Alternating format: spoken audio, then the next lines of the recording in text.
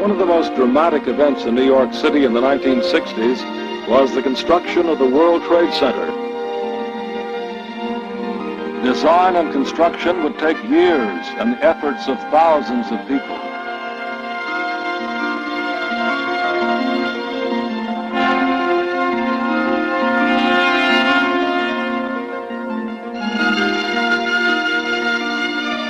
A project of this size created enormous challenges. Challenges that demanded the use of dramatic new engineering concepts. Final plans called for a complex of low-level buildings surrounding two 1,350-foot towers, the tallest ever built. Their great height was made possible by the use of load-bearing walls. Extremely tall buildings were traditionally inefficient, since huge amounts of interior space were taken up by structural supports and elevators. The Trade Center towers would overcome this problem. The exterior walls were designed to bear much of the weight of the towers, as well as all of the wind loads. The only internal supports would be in a central core of columns. Elevators would be placed in the shafts formed by the core columns. These engineering considerations determine the tower's basic design. Sheer, symmetrical walls rising without setbacks. For its many engineering innovations, the Trade Center was cited as the outstanding engineering achievement of 1971.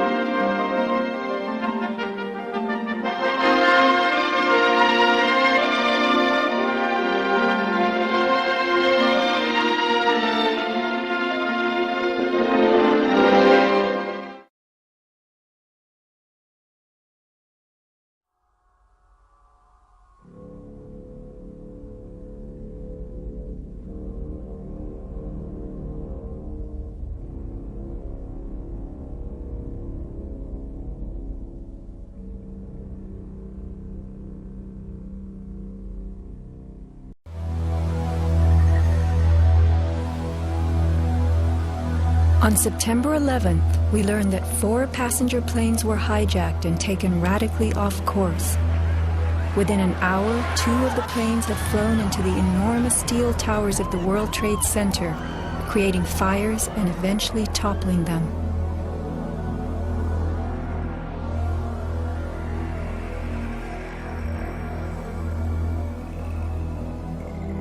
Dazed by the news, the American public soon believed the fires in the towers had burned so hot they caused the steel frames of the buildings to give way.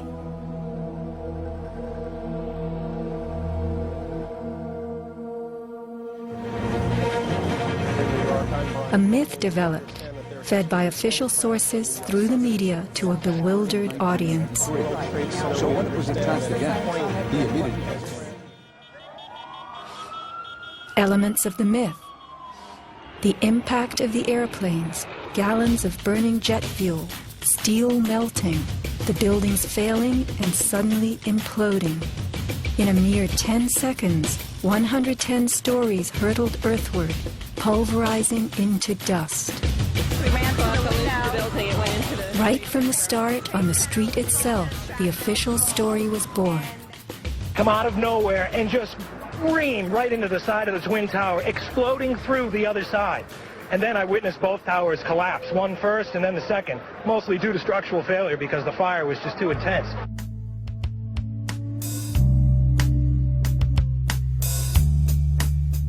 The myth bled into the FEMA report and was echoed by the experts. It was the combination of the impact load doing great damage to the building, followed by the fire that caused collapse. John Skilling and Les Robertson were the structural engineers who designed the streamlined steel frames of the Twin Towers in the 1960s.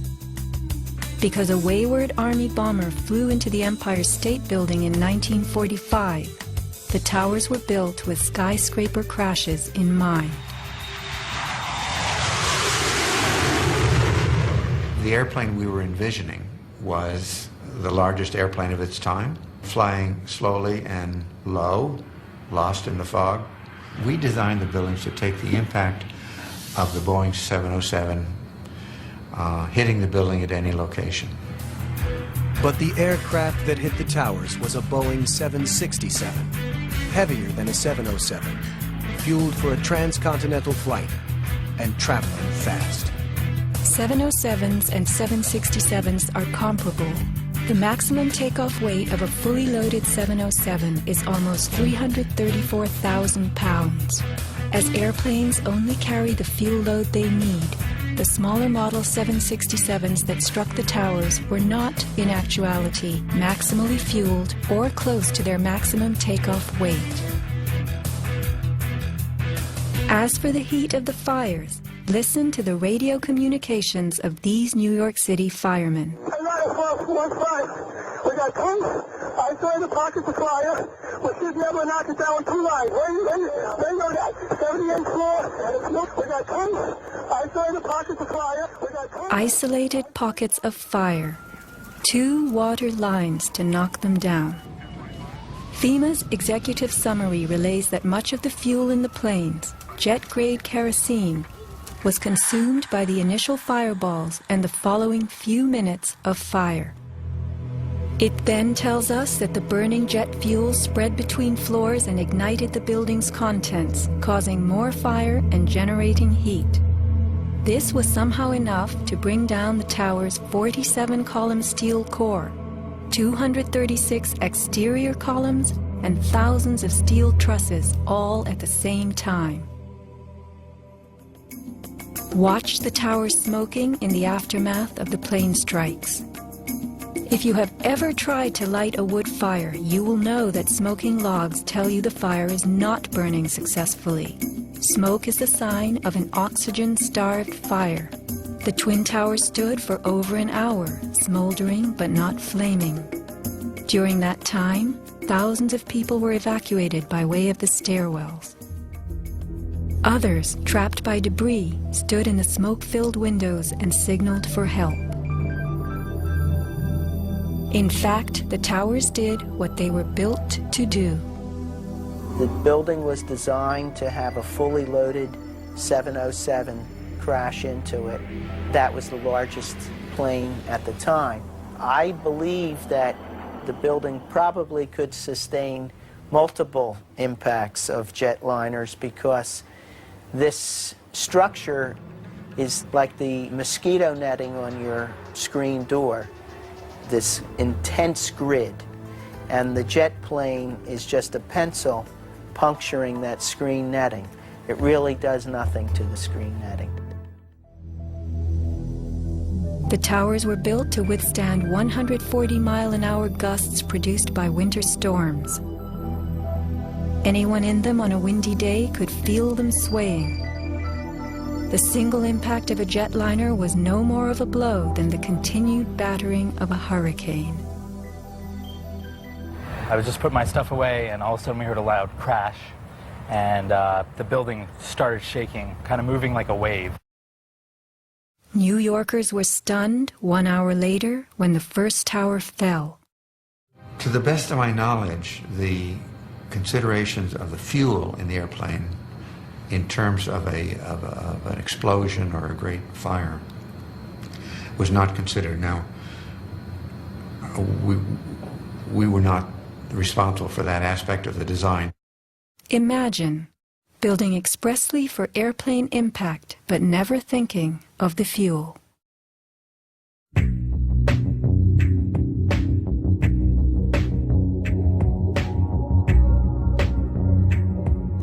Never before in the history of the world has a steel building collapsed due to fire. I have not seen, until recently, a protected steel structure that has collapsed in a fire. True infernos have raged hot and long in steel-framed buildings, but not one of the buildings ever came down.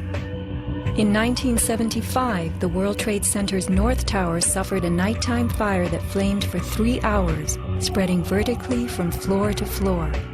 It burned twice as long as the fires of 9/11 without even a hint of a building collapse.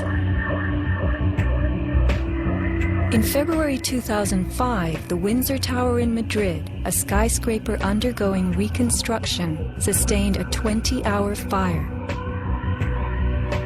This is what was left, a standing building strong enough to support a crane. Compare a 20-hour inferno to 90 minutes of smoke.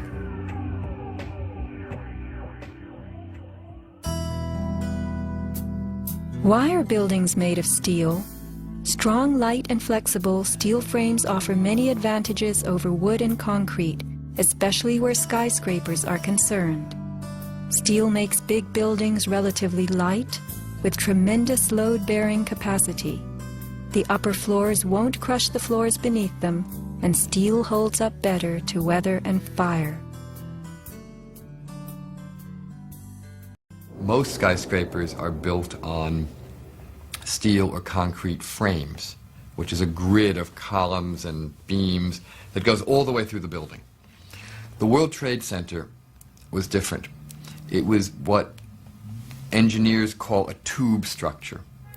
It was a very, very strong mesh of steel that surrounded the exterior. Inside, there was the core, a rectangle of 47 columns made of 4-inch thick steel at the base, thinning with increasing height.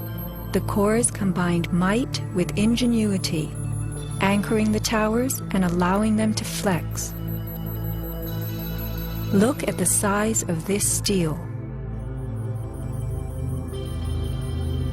Solid, prefabricated floor assemblies, welded metal floor pans placed on top of trusses both welded and bolted to the vertical frames.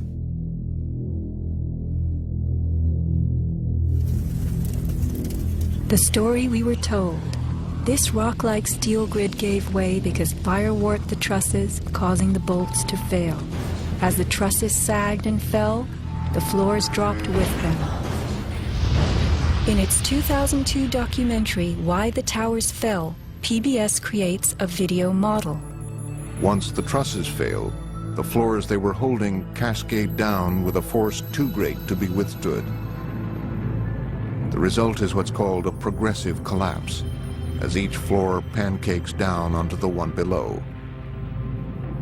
What remains standing? The tall, indestructible core. Why does PBS fail to explain the complete disappearance of the Twin Towers cores?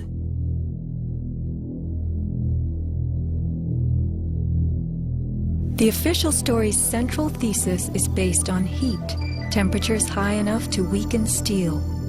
But people in the towers did not report such heat. Think about it. Neither steel, concrete, nor glass can burn. So what in those buildings could have burned to make such heat? How do these firefighters describe the collapse of the North Tower? We started running, floor by floor, instead of popping out. It was if they had detonated. Yeah, as if they were planned to take down a building. Boom, boom, boom, boom, boom, boom, boom. All the way down. I was watching it and running. And others give similar descriptions. At 10:30, I tried to leave the building, but as soon as I got outside, I heard a second explosion and another rumble and more smoke and more dust. And then a fire marshal came in and said we had to leave because if there was a third explosion, this building might not last. Like, it sounded like gunfire, you know, bang, bang, bang, bang, bang, and then all of a sudden, 3 big explosions. Started walking down the stairs, we made it to the 8th floor. Big explosion. Blew us back into the 8th floor.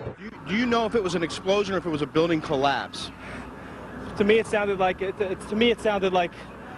an explosion. But it was a huge explosion. Chief Albert Turry told me that he was here after the events that took place this morning. He tried to get his men out as quickly as he could, but he said that there was another explosion which took place, and then an hour after there was another explosion in one of the towers here. So according to his theory, he thinks that there were actually devices that were planted in the building. Reports of bombs in the buildings, explosions. A CBS reporter to Dan Rather. But I was coming toward the World Trade Center looking for CBS crews and asked a firefighter if he saw any. All of a sudden, there was a roll, an explosion, and we could see coming at us a ball of flame stories high. Listen to the sound of a large explosion right before the South Tower begins to fall. This is as close as we can get to the base of the World Trade Center. You can see the firemen assembled here, the police officers, FBI.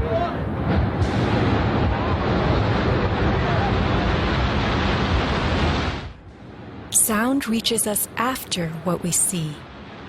If the boom we just heard was the sound of the building collapsing, it would follow the collapse. Instead, the boom is heard before. Whoa, whoa, whoa. Bring it back.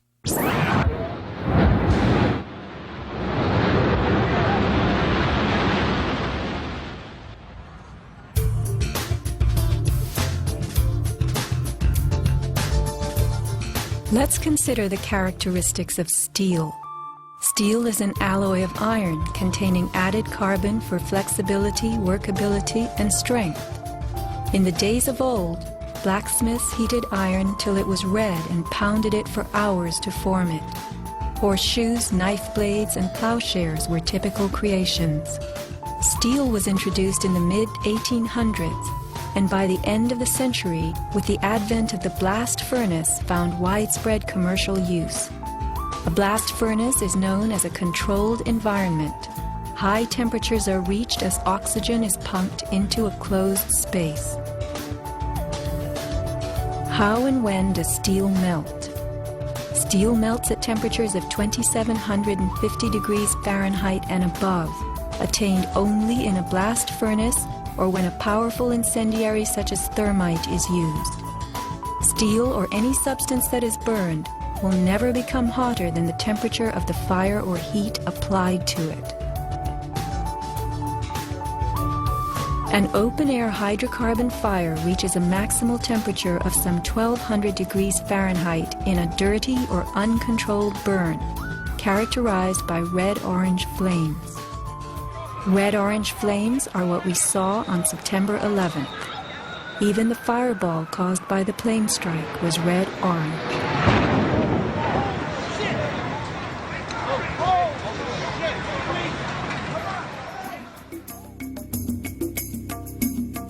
A controlled burn falls between a dirty burn like a fireplace and a controlled environment, the blast furnace. A controlled burn employs a regulated mix of air and fuel, an example being your gas stove or the engine in your car. You can fire up your gas stove all day long, making soup, roasting a duck, or simmering a stew. Made of steel, your stove will not melt, and nor will your pots and pans. This is a kerosene heater designed for use in any ordinary house. The heater runs on jet-grade kerosene contained in this tank. Made of steel, the heater can operate all night and all day. The kerosene fumes ignite and burn inside it, never causing even the smallest part of this heater to weaken or melt. Yet we were led to believe that these tremendous buildings, framed in steel and surfaced in aluminum, totally collapsed from small scattered fires and 90 minutes of smoke. Take note of these hurtling beams, thrown laterally outward as the tower comes to earth. Would fire have the strength to eject such huge hunks of metal? MIT engineering professor Thomas Eager's 2001 paper is officially considered the academic standard for explaining the World Trade Center collapses. In it, he tells us that steel loses half its strength at 650 degrees Celsius, and that the fires that day did not get much hotter than this. He stresses, however, that the fires did not burn evenly. It was the uneven temperatures that caused the steel to deform and some of the floors to fail. These falling floors brought down the whole building. While it was impossible for the fuel-rich diffuse flame fire to burn at a temperature high enough to melt the steel, its quick ignition and intense heat caused the steel to lose at least half its strength and to deform, causing buckling or crippling. This weakening and deformation caused a few floors to fall, while the weight of the stories above them crushed the floors below, initiating a domino collapse. In plain language, straight from MIT.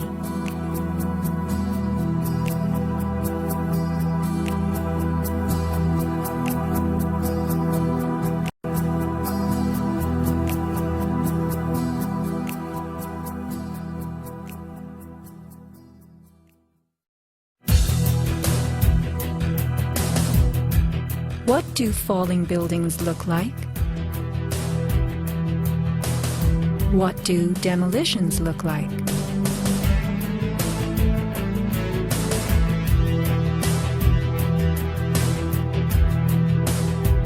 We are seeing typical implosions, characterized by gutting a building's base and then pulling it into itself. Computer-controlled sequencing fires the explosives in a rapid wave.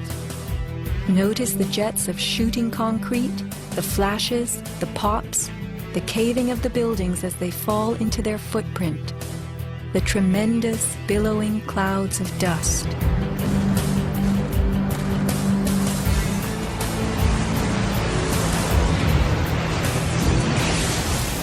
Now let's look at the collapse of the Twin Towers.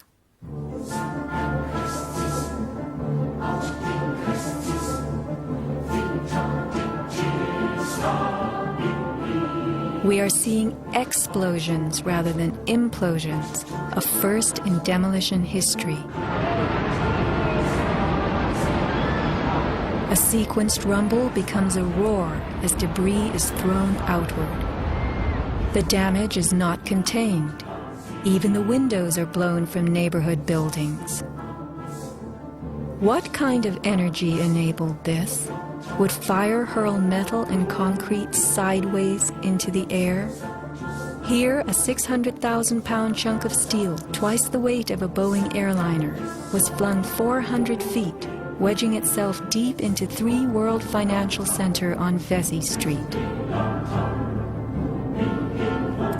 A FEMA photographer taking pictures of Ground Zero wondered why so many steel beams were jutting from neighborhood buildings.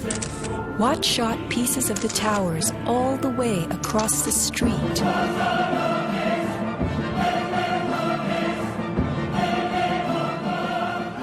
In April 2006, New Yorkers were distressed to learn that bone fragments, human remains from 9/11, had been found on the roof of the nearby Deutsche Bank building. And how, in God's name, did those fragments get there? It surprised me that there was still bone fragments or human remains that had not been discovered. How is it possible that after 5 years they're finally looking on the rooftops of the Deutsche building? I mean, that's crazy. And bone fragments less than a centimeter long. How could they be so small? So much to be explained. Why did the South Tower fall first when it was the second tower to be hit? Watch the top of Tower 2 leaning outward, about to topple. Then suddenly, it disintegrates in midair. What causes this giant slab of steel and concrete to turn into dust before our eyes?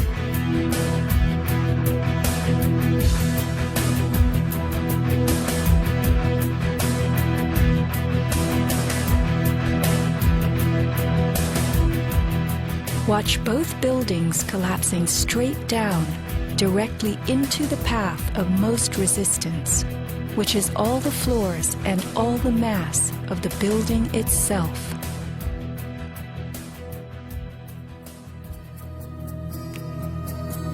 The World Trade Center towers came down in approximately 10 seconds. Seismic data from Columbia University puts the North Tower collapse at about 8 seconds, and the South Tower at approximately 10. Lynn Simpson, a survivor from the 89th floor of the North Tower, describes the site. And I saw the Trade Center literally collapse in upon itself floor by floor by floor, and it took seconds for it to happen. It was a massive building, and it just pancaked. 10 seconds. These are 110-story buildings coming to Earth at free fall speed, the rate at which an object drops through air.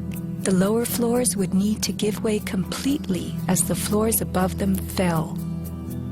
Can a person walk through a closed door as quickly and smoothly as one that is open? A 10-second collapse means the upper floors encountered no resistance from the undamaged floors beneath them. Watch the demolition wave rushing straight down.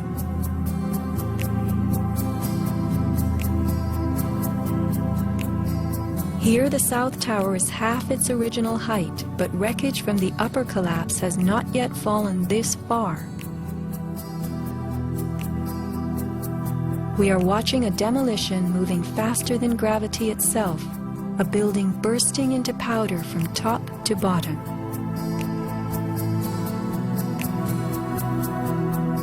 Here, the core of the North Tower finally gives up.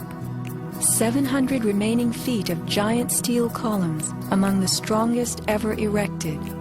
What force acts upon the core to make it all of a sudden disappear? Eric Hufschmidt, author of the book Painful Questions, is a metal-cutting software engineer. The floors of the World Trade Center towers were a three-dimensional mesh of steel beams. You have to keep in mind now the floor is about an acre in size. There are thousands of joints all over it. In order for the floor to fall down, thousands of joints would have to break simultaneously. So then if you look at the speed at which this came down, less than 10 seconds, you blink your eye and thousands of joints just pop somehow. The only way you can explain that is with explosives. They had to have had explosives placed all over the floors at the primary joints. And then that would explain how all of the joints broke at such a rapid rate. The debris was crashing from one floor to the next. Debris cannot crash through steel and concrete floors as fast as it falls through the air, and there was no slowing. Explosives had to be breaking the joints ahead of the falling rubble, which is why the top half starts off collapsing slowly and then it starts picking up speed. This is a pancake collapse. Why don't we see piles of floors at ground zero?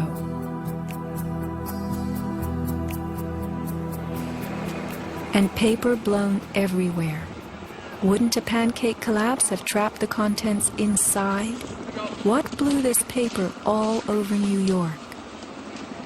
If you were to drop a billiard ball from the top of the Twin Towers, it would hit the ground in just over 9 seconds, the average time it took for the towers to fall. Helped by gravity and falling through air, the ball will gain speed. The calculation for a pure pancake collapse of 110 stories, with each floor pulverizing to get out of the way, is 96 seconds. In the real world, with the floors creating resistance, a pancake collapse would lose speed. Never would it gain speed.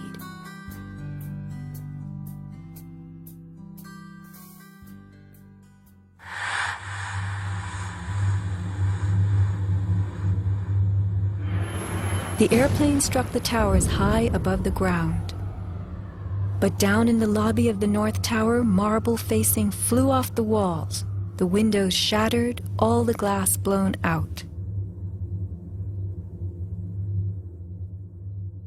Right away, a guy from the Port Authority told him the damage was somewhere above the 78th floor. But all you had to do was look around. It was obvious. Something had happened right there in the lobby.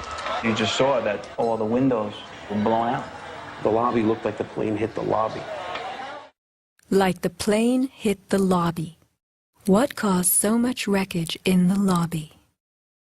William Rodriguez, a maintenance employee at the World Trade Center and the last human being to exit the towers alive, describes a giant blast below his building. And all of a sudden, we heard an explosion. It was a huge explosion that came from under my feet, meaning that it came from the sub-levels between B2 and B3.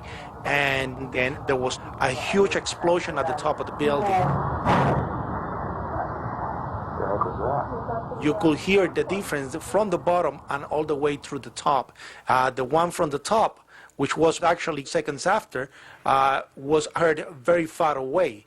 The one at the basement was pretty loud, and you felt your actual feet moving with the floor. The tremor that is sent through the floors, that the walls cracked and the false ceiling totally collapsed when a person named Felipe David came running into our office saying, "Explosion, explosion, explosion." And when I saw him, he has all his skin pulled from under his armpits and missing pieces on his face. An explosion deep down in the tower before the plane crash 95 floors above. Others lived to report enormous explosions below the towers. Construction worker Philip Morelli was in North Tower's sub-basement 4 at the time of the first plane strike. I go downstairs, the foreman tells me to go to remove the containers. As I'm walking by the main freight car of the building, in the corridor, that's when I got blown. I mean, the impact of the explosion, of whatever happened, it threw me to the floor, and that's when everything started happening. Blown to the floor. Let's hear what happened next. I was racing, I was going towards the bathroom. All of a sudden, I opened the door, I didn't know it was a bathroom, and all of a sudden a big impact happened again, and all the ceiling tile was falling down, the light fixtures were falling, swinging out of the ceiling, and I come running out the door, and everything, the walls were down, and now I started running towards the parking lots. There was a lot of smoke down there, there was a lot of people screaming. People came with us running up the ramps. Philip then ran underground to the South Tower. You know, you got to go clear across the whole from 1 to 2 World Trade Center. You know, I mean, that's the way you got to run. And then all of a sudden, it happened all over again. Something else hit us to the floor. Right in the basement, you felt it. Walls were caving in. Everything that was going on.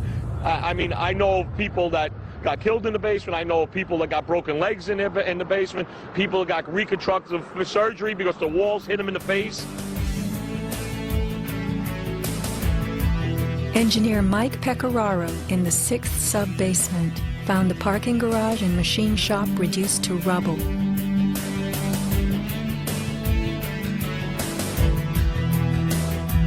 Rescue firemen and civilians spoke of hearing explosions throughout the towers. Firefighter Lou Caccioli told People magazine that as he and others evacuated workers, bombs were going off inside the building. Explosions stalled elevators and filled entire floors with smoke and debris. An eyewitness who said there was an explosion on floor 7-8. 7-8. To dispatch, we've just had another explosion. Warren Street because of the secondary explosion. We've got numerous people covered with dust from the secondary explosion. We got another explosion on the tower, 1013. Tower 2 has had a major explosion and what appears to be a complete collapse surrounding the entire area. Who's involved in the secondary explosion?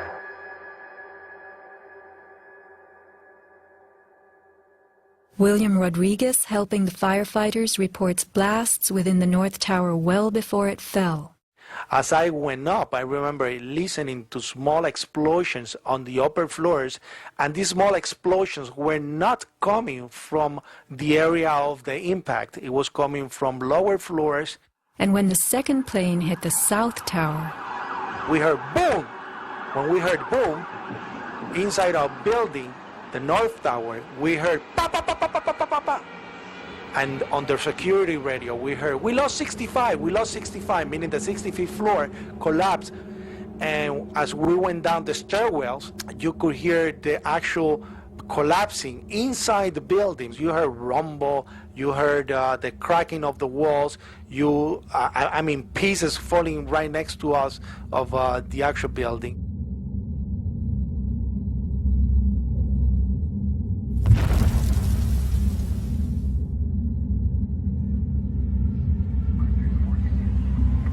What happened at the base of the towers just before they came down?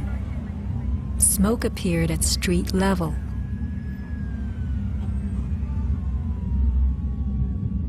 This video was shot from New Jersey. An explosion is heard as white smoke rises at the base of the building. Now people are gathering in large groups. In fact, at one quarter of smoke is coming from the city. Folks stepping out of bodegas and stores.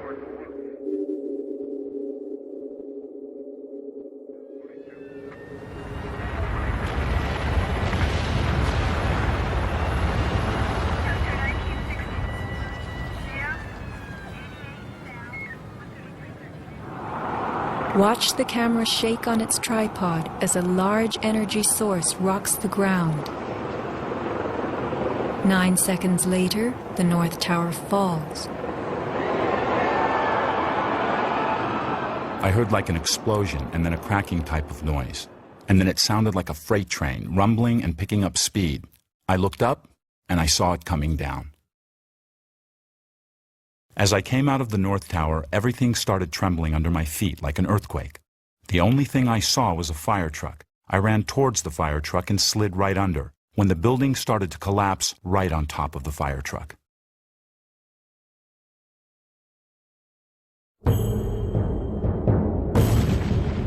Across the Hudson River, Richard Siegel was filming an astonishing day.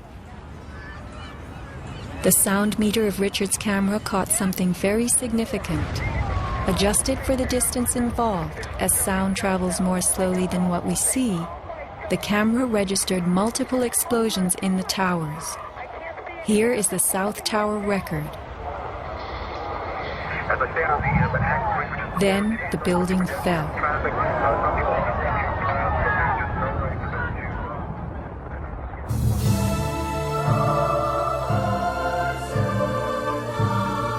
Let's look carefully at the collapse itself. Notice the puffs of concrete issuing from the sides of the building well ahead of the collapse wave. Called squibs in demolition language, these are actual explosives, charges firing visibly through the exterior as gravity pulls the building down.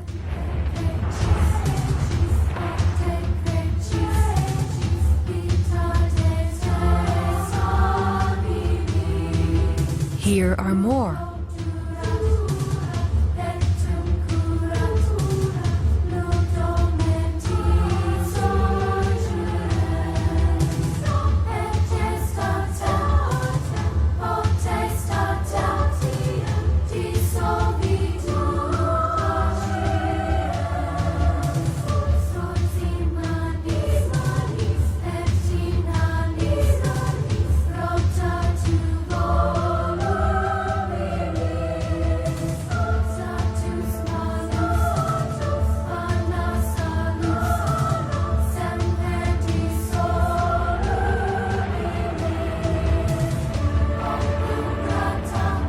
Shattering from the top, engulfed by banana peel plumes, these were no ordinary implosions.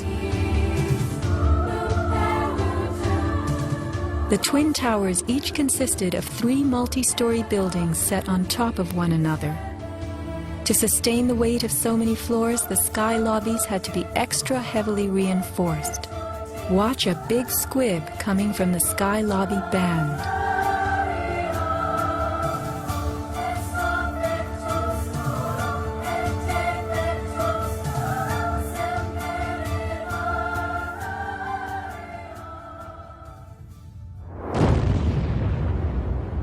A powerful blast produces what is called a shock wave.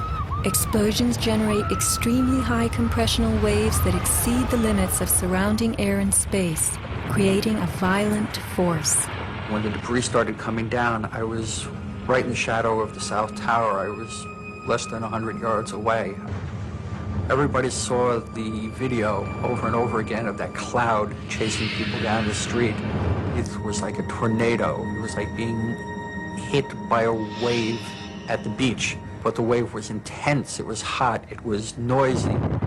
It was like getting hit in the back by gravel, rocks, like somebody had picked up handfuls of rocks and was just throwing them at you. And the noise kept coming and coming, and one second I was running, and the next second I was flying. I was just, I had no control over my feet, no choice as to what direction I was going.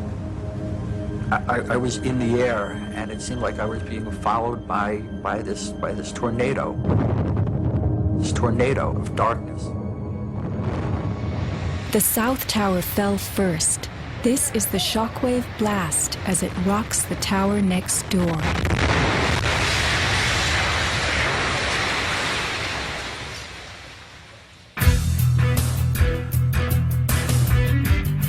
As the buildings fell, they darkened Manhattan, filling the air with billowing clouds of dust and ash.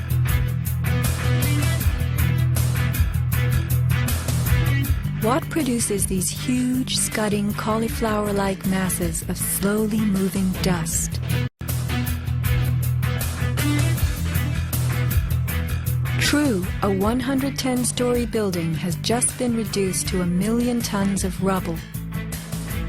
But is there anything in our experience we can compare it to?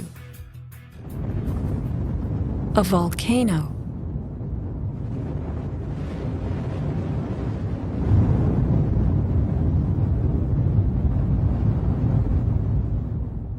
The U.S. Geological Survey website provides us with a definition of a pyroclastic flow as a ground-hugging avalanche of hot gas and debris. The rising gas chimney is clearly visible in this photo of the North Tower implosion with pyroclastic flows between buildings.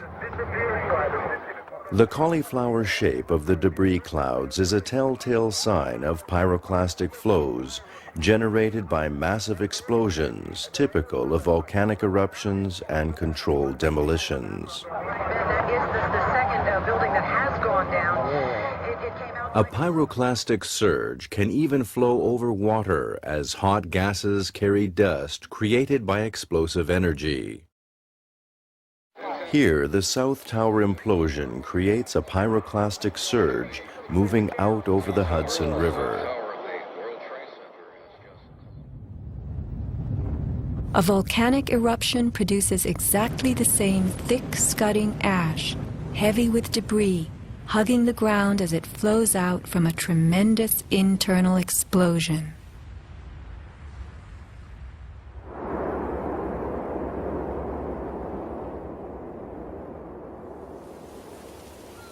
On the southern tip of Manhattan, surrounded by water, huge retaining walls were built below the World Trade Center to hold back the ocean and Hudson River. The bathtub, as it was called, held 7 levels of parking garages, maintenance rooms, and the New Jersey Path train station.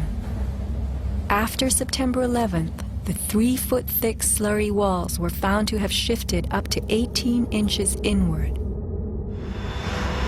These walls are coming in. These walls hold back the river. So if these walls cave in, this place is going to get flooded out by the river. Let's think about this. A pancake collapse should have left the foundations in place. They had always borne the weight of 110 floors. But something happened in the sub-basements to disrupt them. All the collapse had gone down to track level. So we had 60, 70 feet of wall, totally unsupported. What kind of force could have dislodged so many stories deep underground?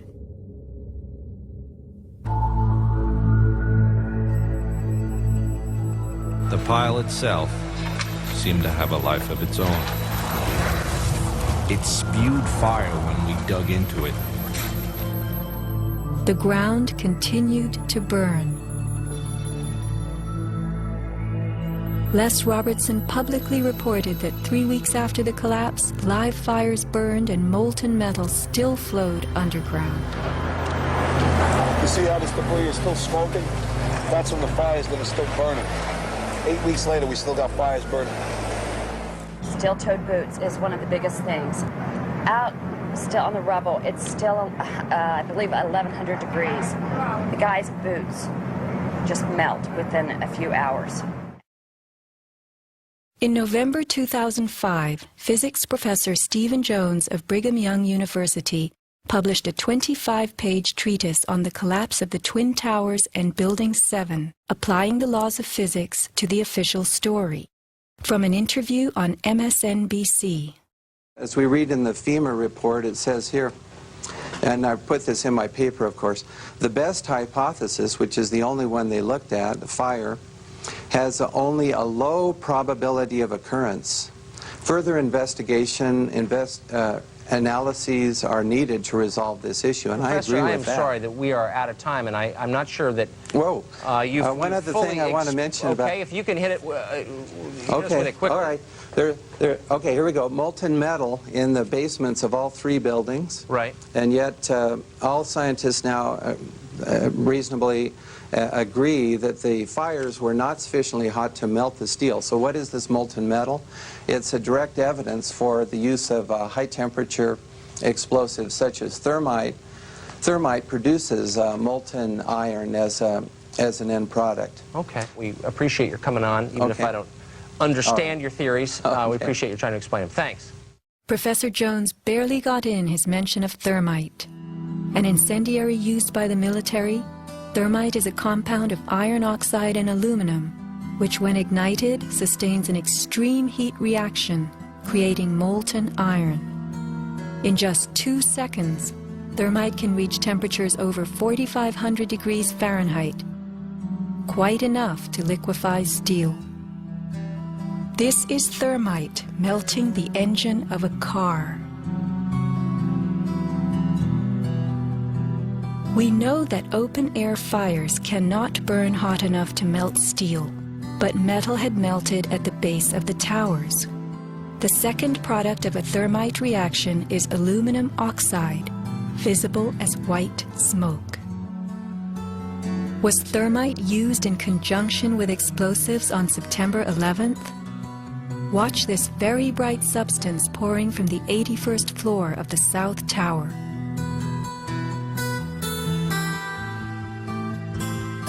And white smoke appeared at the base of the building.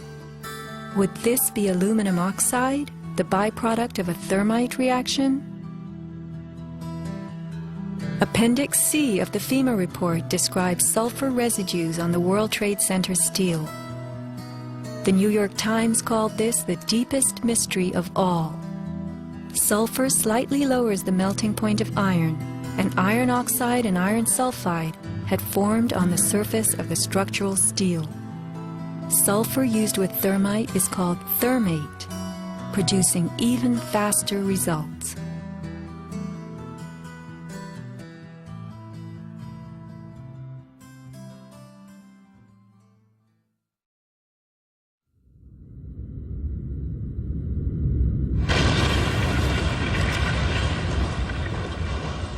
Let's look at what happens in the demolition industry. Taking down large structures requires preparation. Powerful explosives and heavy equipment are used in advance to weaken the foundation and bottom sections of a building before additional explosives and gravity bring the rest of it down. The words of a senior blaster. We blow the basement, all the columns in the basement. Then we crack it up at the top to get it started. We go every other floor, all the way down. Every explosive has a timer on it, that's why it's controlled. When the columns go, each floor goes down and impacts the one below and keeps going. Here's what demolition experts use in steel-framed buildings: the linear shaped charge. It's a chevron-shaped or V-shaped charge that you can focus at a specific target, and it's lethal. It generates around 3 million pounds per square inch pressure at a speed, depending on the explosive inside the shaped charge, in excess of 27,000 feet per second. Besides the unfathomably powerful shaped charge, blasters have a lot of tricks. There are over 1,000 different types of explosive. Different because they detonate at varying speeds. This is detonating cord, and this burns at about 21,000 feet per second. Comes in all colors, pastels too. With the use of delays, we can control pretty much where the debris lands. We can control vibration. We can control noise levels. Timing and delays are the key to just about everything in our business.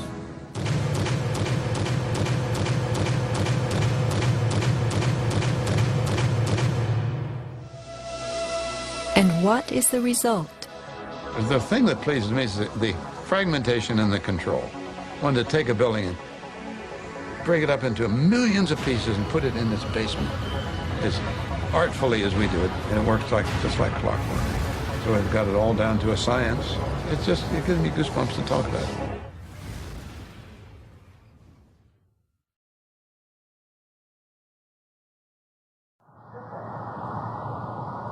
Were the underground explosions intended to blow out the Twin Towers' basements, followed by blasts heard inside the buildings of shaped charges slicing the core? Because of the secondary explosion, we've got numerous people covered with dust from the secondary explosion. Demolition pre-weakening usually takes place well in advance of the final blast, but at the World Trade Center, critical prep work might have had to occur in a very compressed time frame in the panicked aftermath of the plane strikes.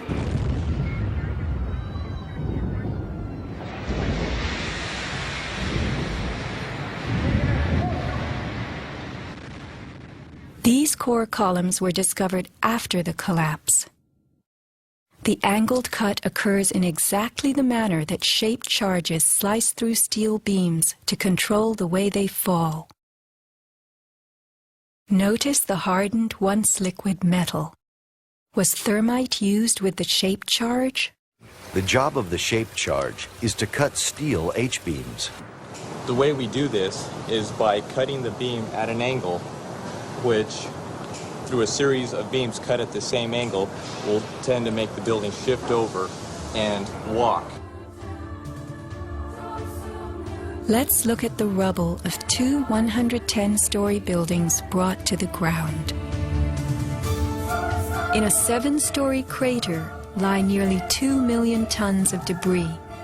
Had the basements not been blown out, where would 2 million tons have gone? Heaped on the ground, ready to slide and spill? The art of controlled demolition.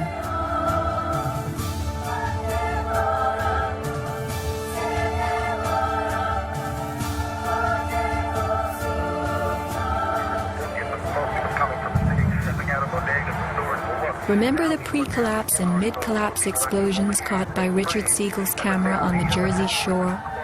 Were these the blasts that took out the core and upper basements just before the final crumble, a mind-boggling sequence of computer-controlled delays that blew the exoskeleton, pulverized the concrete, to bring the whole structure rolling to the ground?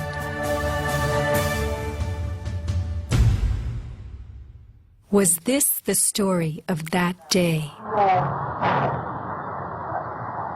Inside our building, the North Tower, we heard pa pa pa pa pa pa pa pa pa.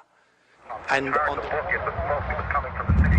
Started stepping out of bodegas and stores for work.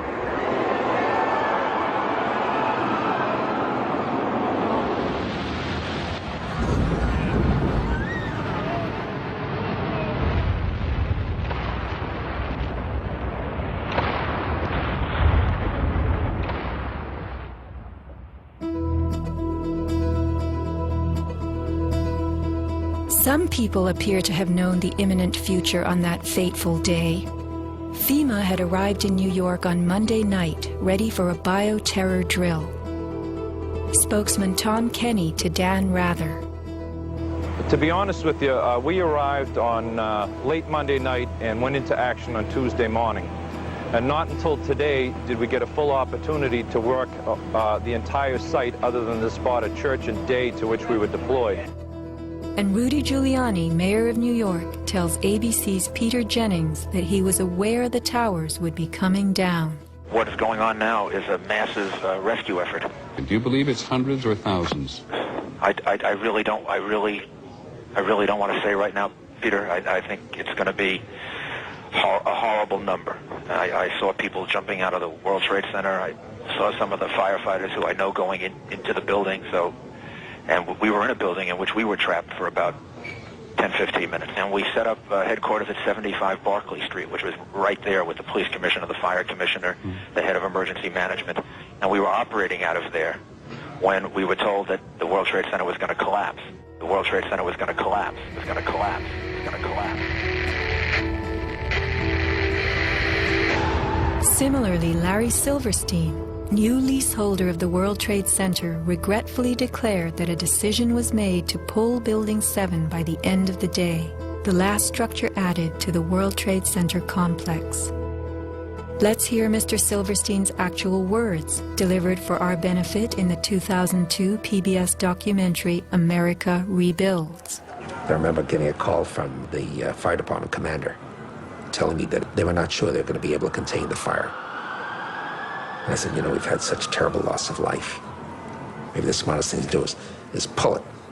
And they made that decision to pull, and then we watched the building collapse.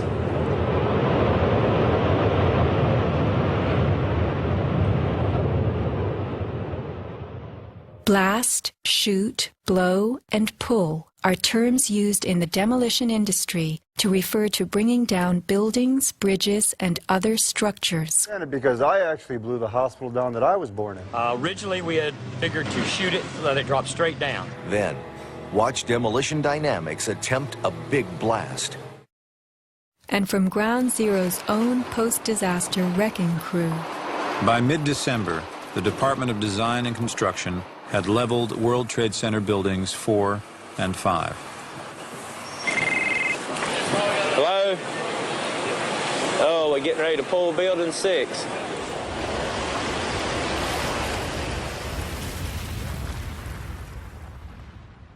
Silverstein, a commercial real estate tycoon with international political connections, acquired a 99-year lease on the World Trade Center complex in the spring of 2001. Throughout the summer, he reworked the insurance policies on his new property, making sure that it was covered for acts of terrorism. Explicit in the lease agreement was Silverstein's right to rebuild the complex if it were destroyed.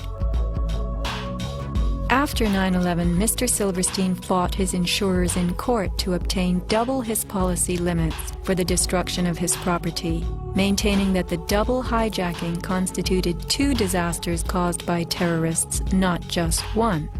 He won and was awarded over $7 billion, a magnificent return on his original $15 million investment. My first reaction is to think about the families of those people, the tragedy, the magnitude of it. However, I firmly believe that we should rebuild.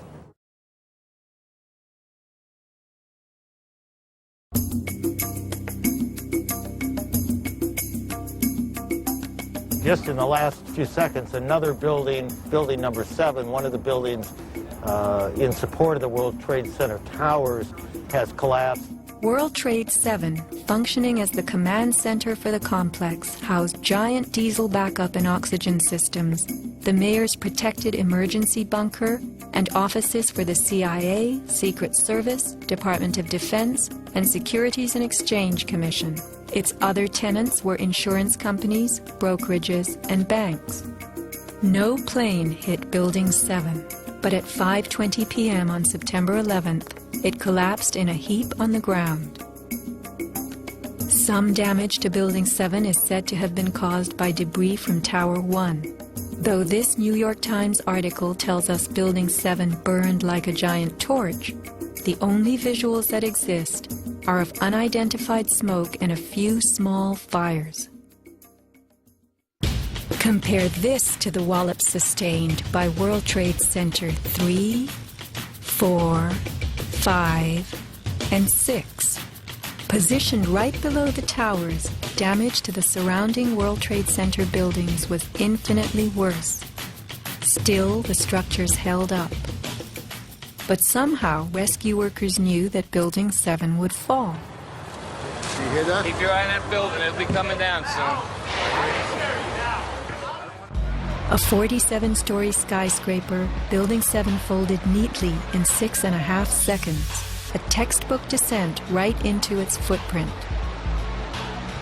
Silverstein Properties now tells us that its owner was referring to the team of firefighters inside the building when he spoke of the decision to pulling the firemen out of harm's way.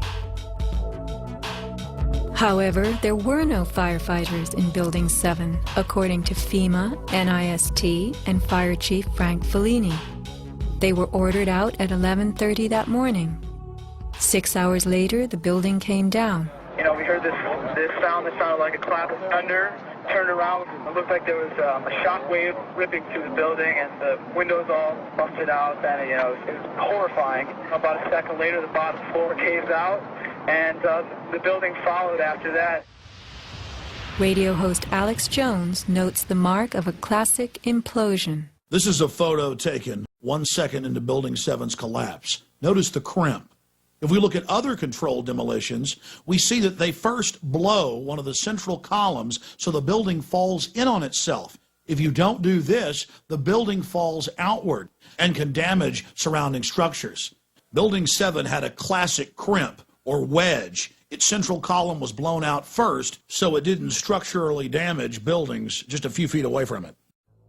Remember the mayor's emergency bunker? Ensconced on the 23rd floor of Building 7, it was retrofitted with superglass, water, oxygen, and its own generator. But Mayor Giuliani chose to find emergency shelter elsewhere on September 11th. Why Building 7? Even the media and its experts were confused. The History Channel interviews structural engineer Ramon Gilsans, who points out the obvious crimp and even speaks of the implosion. Engineers are not just focusing on the Twin Towers.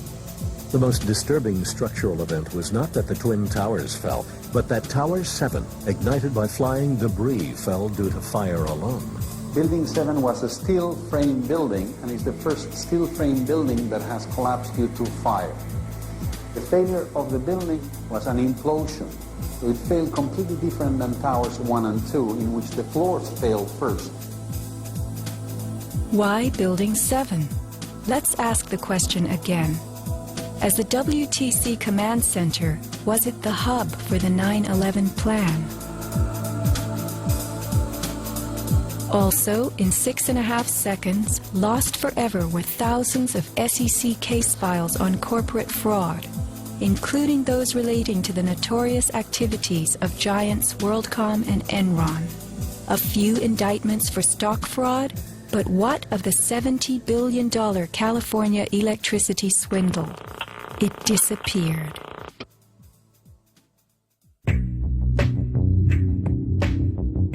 No one died in the collapse of Building 7. It was vacated well in advance of its implosion, but not the Twin Towers. Why weren't police, firemen, and civilians in these buildings told what to expect? Tragically, employees in the towers were advised to return to their offices. The announcement came on that everything was fine. Tower 1, they were evacuating, but Tower 2 was fine, and we could go back to our offices. We were about to go through the turnstile. The security guard says, "Where you guys are going?" I said, "Well, I'm going home because I saw fireballs coming down." He said, "No, your building is safe. It's secured. It is safer to stay in your building. Go back to your office." Stanley Prayamnath returned to the 81st floor. Then, I just happened to raise my head looking straight towards the Statue of Liberty, and what I saw was a giant airplane coming straight towards me. the South Tower was hit between the 78th and 84th floors. Trapped on the 81st floor by crushing debris, Stanley was rescued by Brian Clark. Slowly and painfully, they made their way down a stairwell to freedom. Outside, Stanley had a feeling of uncanny prescience for what was to come.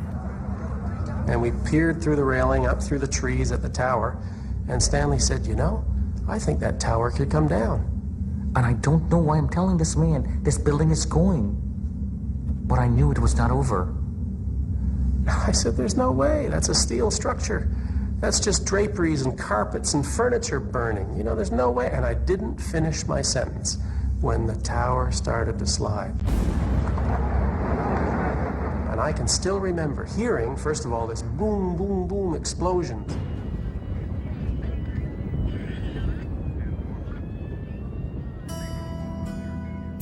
Not all were blessed with intuition or foresight. Joseph Milanowicz reached his son Greg by cell phone. Greg at that time, I could tell by his voice, was scared. He said to me, Dad, can you get in touch with someone and tell them that there's about 20 of us on the northeast corner of the 93rd floor. Greg had been about to leave the South Tower after the North Tower was attacked, but was told it was safer to return to his desk. A couple of times he said, why did I listen? Why did I listen? Who was a director in the company that provided electronic security for the World Trade Center and Washington's Dulles Airport, both involved in September 11th? None other than the president's younger brother. From 1996 to 2000, Securacom installed what was referred to as a new security system at the World Trade Center. Wirt D. Walker III, a cousin of the Bush brothers, was CEO of Securacom from 1999 until 2002. Interestingly, these facts have not been made public. Was it only a security system that was added during those years, or was it also the wiring for a long-awaited plan? Scott Forbes, an IT specialist in a firm that had leased space in the South Tower since its erection, reported an unprecedented power down in his building for almost the whole weekend prior to 9/11. We were notified 3 weeks in advance of the power down by the Port Authority. That was relatively short notice to plan to shut down all of our banking systems. It was a big deal. It was unprecedented. We had a data center on the 97th floor, so our originating servers were all there. During that weekend, the power down meant that there was no security. The doors were all open, basically. And also the security video cameras were all off.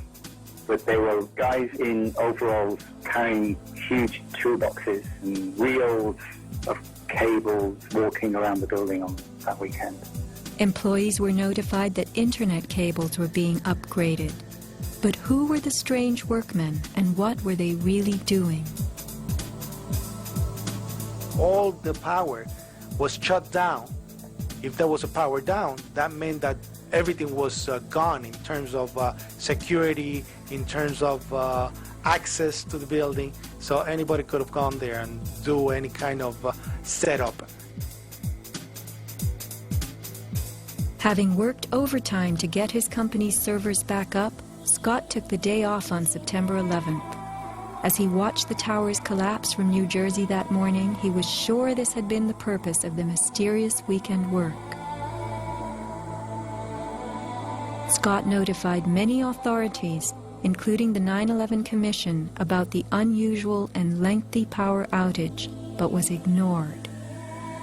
Ben Fountain of Fireman's Fund spoke of unusual evacuations ordered at the Twin Towers during the weeks before September 11th. Others reported that the security alert was inexplicably lifted 5 days prior and bomb-sniffing dogs were removed. What would the dogs have discovered had they remained on duty?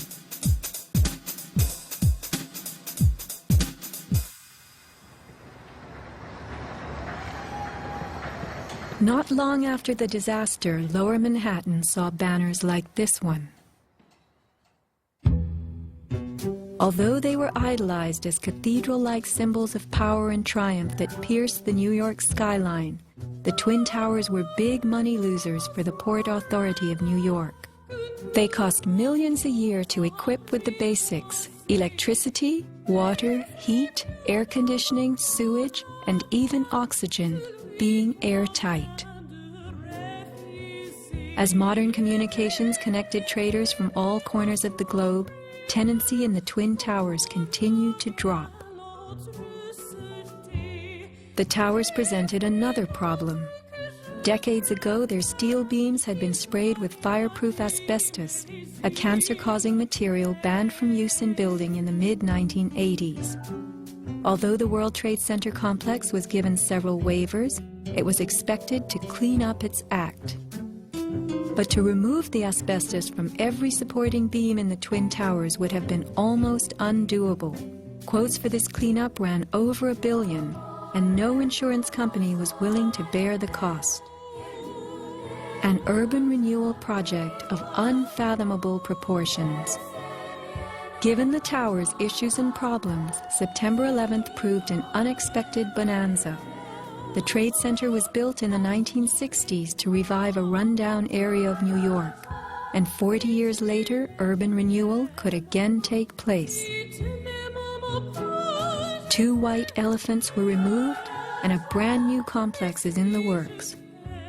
The full height of the new Freedom Tower will soar to 1,776 feet.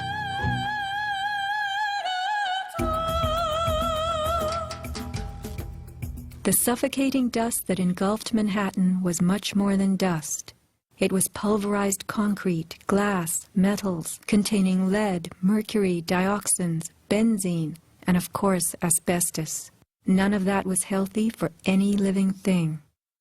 Today, thousands of rescue workers have developed lung cancer and serious permanent health conditions. And the rescue dogs continue to die. What you had was a ground-level municipal incinerator that smoldered for months, burning up the most heavily computerized building in the world.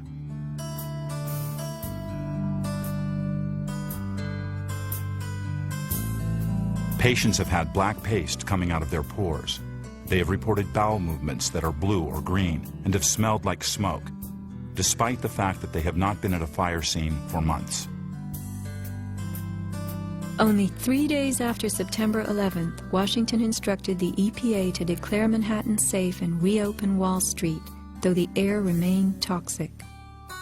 A federal judge is blasting the former head of the Environmental Protection Agency for telling New Yorkers it was safe to return to their homes and offices near Ground Zero soon after the 9/11 attacks. The judge called Christine Todd Whitman's actions, quote, conscience shocking, and refused to grant her immunity. It was documented that the White House ordered EPA to tell these lies, to downplay the seriousness of the environmental hazards. In addition, 9/11 first responders who have fallen ill and applied for aid have been denied.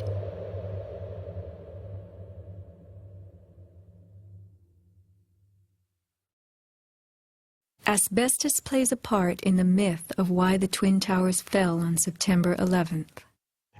The steel had been sprayed with a lightweight fireproof foam, which, while cheaper, was much less adhesive.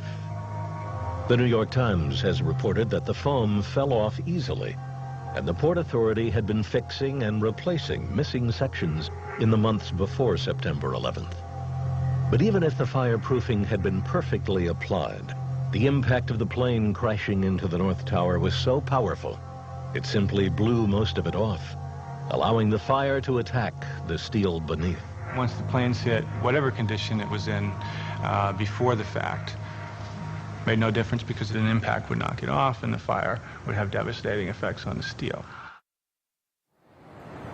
One good smack from a jet plane and the puffs of asbestos are all blown off the steel.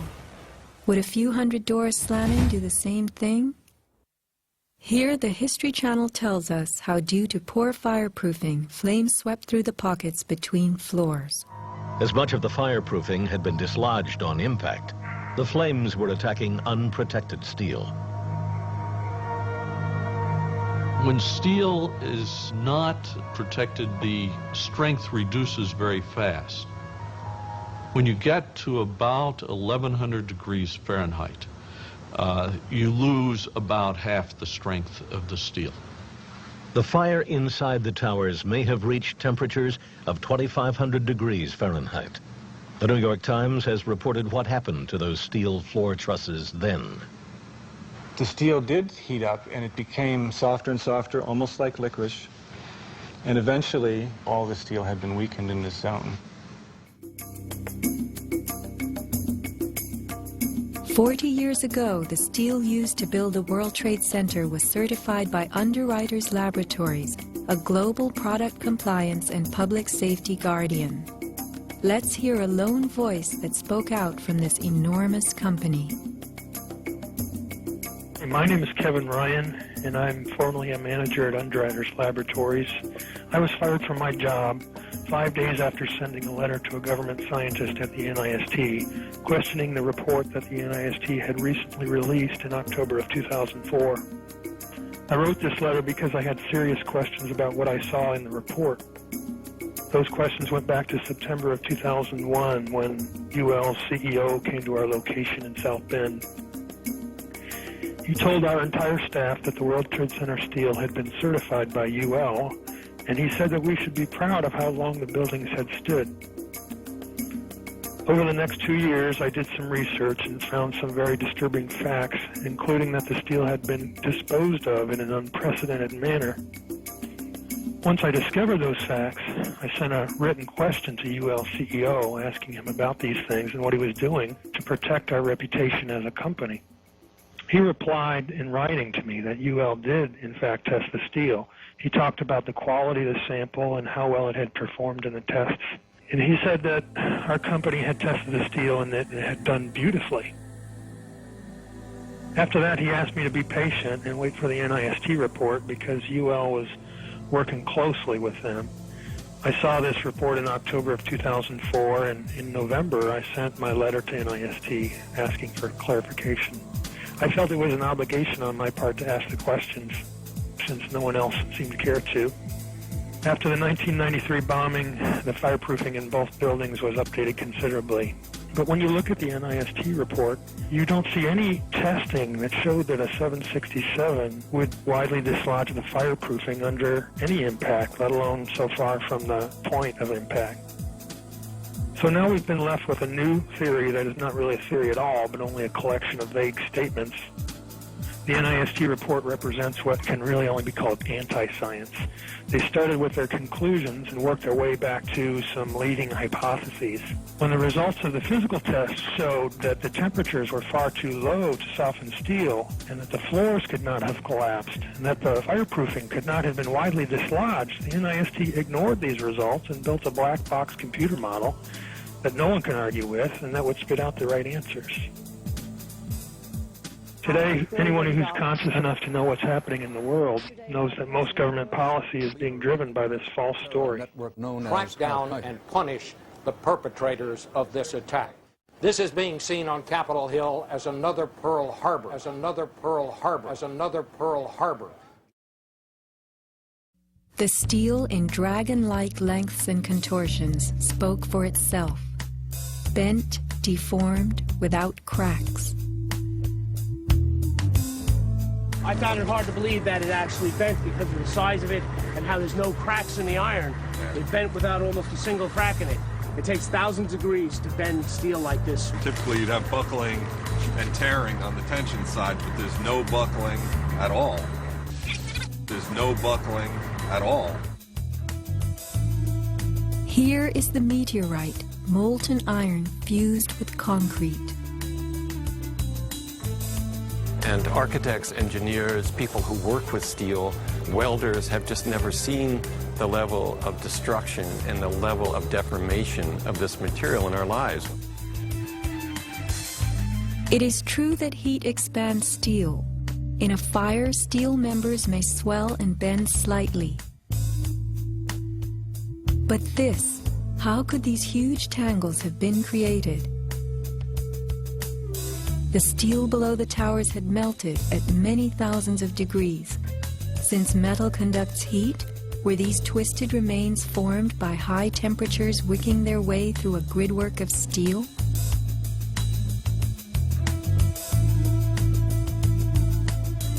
Explosives also deform steel. As they fire, gas pushes outward. The force of the gas can easily bend a large steel column.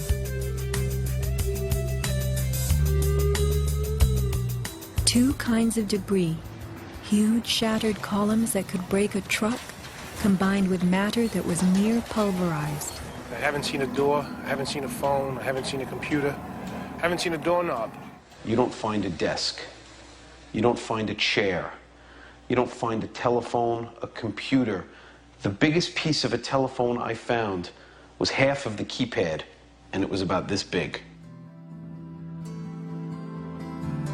In 1886, 4 gold miners lost their lives in an underground explosion. The bodies of these 4 men were brought to the surface in one barrel. The biggest piece recovered was part of a foot. September 11th left over 1,100 bodies unaccounted for. At Ground Zero, this was found inside a length of steel. And before they sealed this up with the sheetrock and all the building materials on the interior face, the workers would sometimes put beer cans, and the newspaper that we found, the New York Times paper, we found in a similar spot to this.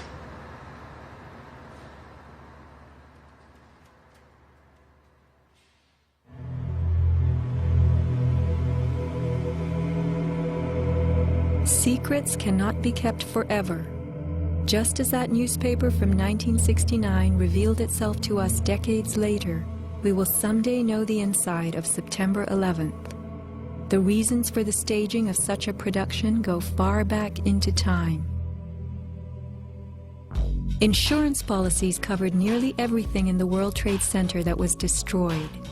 But what if certain commodities could be removed in the nick of time? Gold and silver held by commercial banks and the COMEX exchange is said to have been stored beneath Ground Zero. This single cache belonging to the Bank of Nova Scotia was unearthed and made public. Was there more, and was it removed, remains a question. As last survivor William Rodriguez climbed the stairwell to rescue people, he remembers a very strange thing. As I stood there on the 33rd floor, I heard very strange noises on the 34th floor. Now, the 34th floor was an empty floor, a floor that did not have any kind of walls, or it was a construction floor. It was totally hollowed out. There was nothing there, and I heard very heavy equipment being moved around. And it sounded like dumpsters with metal wheels being moved around, and I got scared because I knew it was an empty floor. Nobody was supposed to be there. As a matter of fact, not even the elevators stopped there. You have to have a special access key to open the door on the 34th floor. So to find that there were strange noises there, and I continue actually bypassing that floor because I didn't dare to open the door on the 34th floor.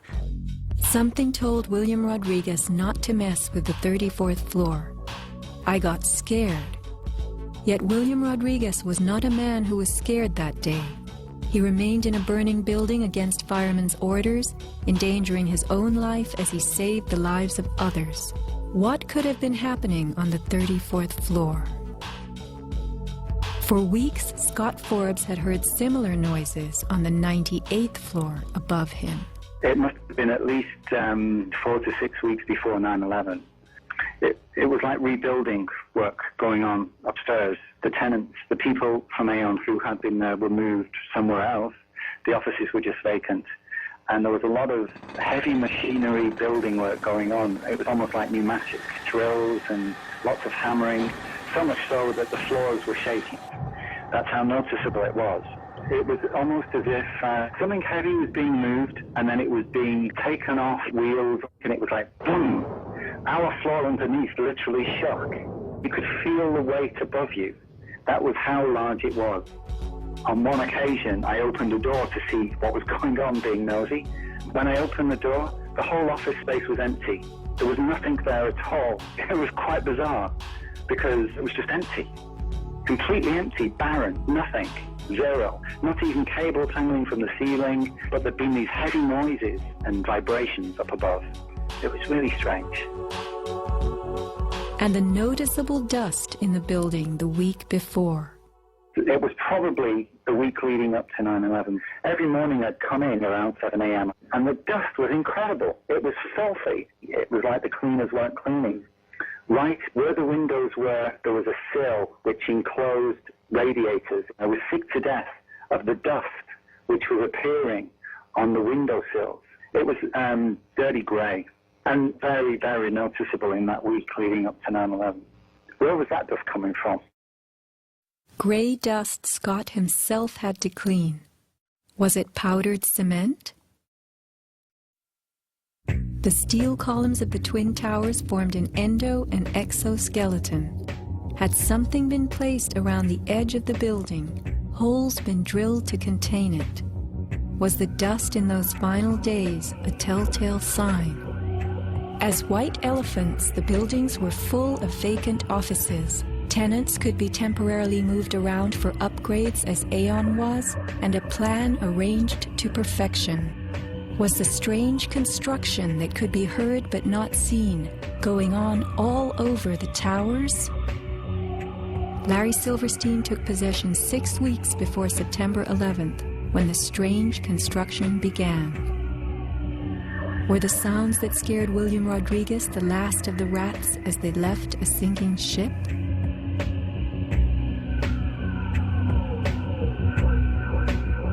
By taking a day off, Scott Forbes saved his life. This woman was not so fortunate. She is 9/11's Iphigenia, calling soundlessly to people who could not help her. Christopher Hanley, trapped with 100 people on the 106th floor of Tower 1. Fire Department 408, where's the fire? Yeah, hi. I'm on the 106th floor of the World Trade Center. We just had an explosion up here. What building are you in, sir? 1 or 2? 1 World Trade. All right.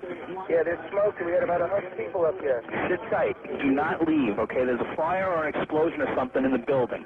All right? I want you to stay where you are. Yes.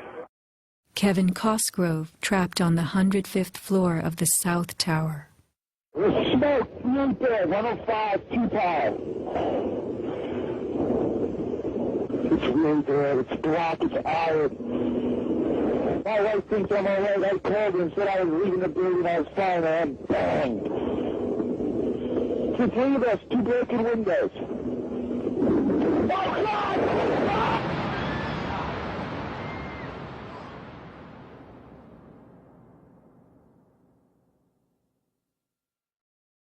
Let's not forget these people whose fate on this day was decided for them. As we know, secrets cannot be kept forever.